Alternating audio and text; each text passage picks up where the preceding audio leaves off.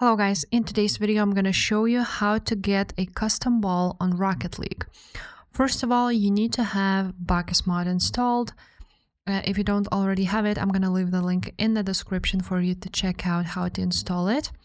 But basically you need to go to BakkesPlugins.com and go to download BakkesMod right there.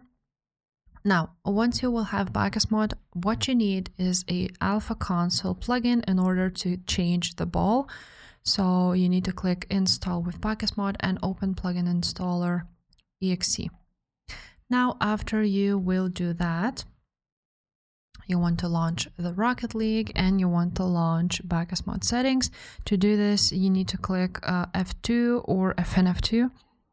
It really depends on your keyboard. So once you are there on plugins option here, you will see Alpha Console. You want to toggle Alpha Console menu.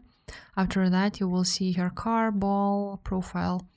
So you want to choose, of course, ball and click open directory.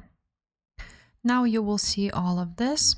So you probably will see only this and this option. So what you need is actually to copy this file and paste it. Once you will have the copy of this, of course, you need to have a custom decal. So I found the custom decal on BakkesMod. So I just chose this one and simply downloaded it. And now I have extracted it on my desktop. So you want to do the same. You want to extract all on your desktop and then open up this folder. Then you will want to choose what you want to have as your ball. So for example, I have this space ball. So what you need to do is just upload it here on ball textures on Alpha Console. And you want to go ahead and open this copy in your notepad. Once you are here, you will see here a name of your file. So of this one, you want to go ahead and change it to the same name as this picture. Just make sure don't do any mistakes. You can also rename this one.